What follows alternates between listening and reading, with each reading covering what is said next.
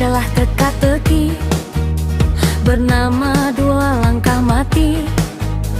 Putih mendapat giliran, waktu seakan berhenti.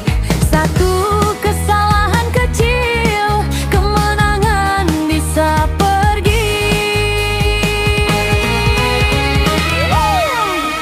Ikan habanya berdiri terpojok di sudut papan, terkunci tak punya arah dan harapan. Tak ada petak untuk melangkah, semua jalan tertutup, semua arah pun punah. Gajahnya terdiam, terpaku tanpa suara, terpimpin oleh Menteri Putih yang mengawasi segalanya. Dua pion hitam tertahan di tempatnya, langkah mereka mati belum sempat melangkah. Pion dekat raja terhalang pion putih, pion yang hampir promosi. Justru terancam kini, terancam oleh Raja Puli. Berdiri tanpa pelindung, satu napas tersisa sebelum nasibnya runtuh. Namun buah putih jangan terburu meraih bidak yang tampak lemah. Karena jika raja kali pion justru membuka celah, Langkah yang terlihat menang menjadi sebuah kesalahan.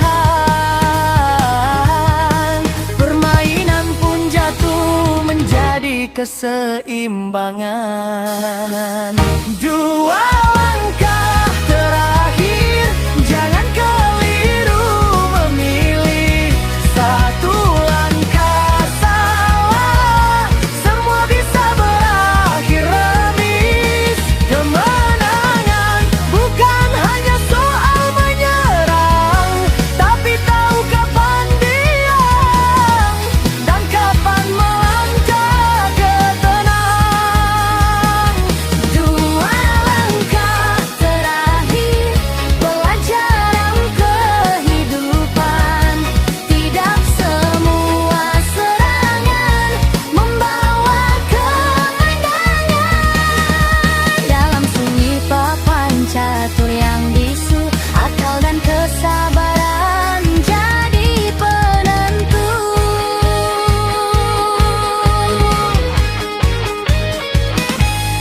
Jika benteng membantu menteri menyerang sang gajah, tampak begitu kuat namun harapan pun patah. Lagi-lagi hasilnya hanya kata remis saja.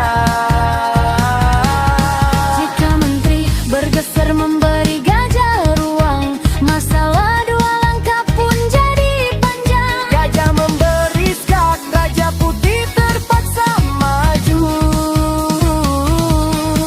Memakan gajah dulu dan rencana pun runtuh. Dua langkah mati menuntut ketepatan, bukan sekadar tekanan, tapi penuh perhitungan. Setiap bidak punya suara dan arti. Salah dengar satu saja, solusi bisa pergi.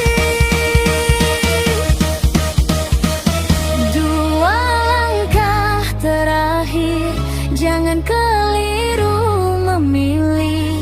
Satu langkah salah, semua bisa berakhir remis.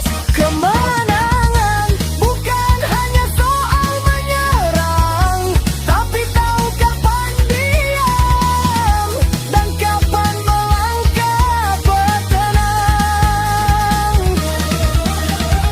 Inilah pelajaran dasar bagi para pemula, bahwa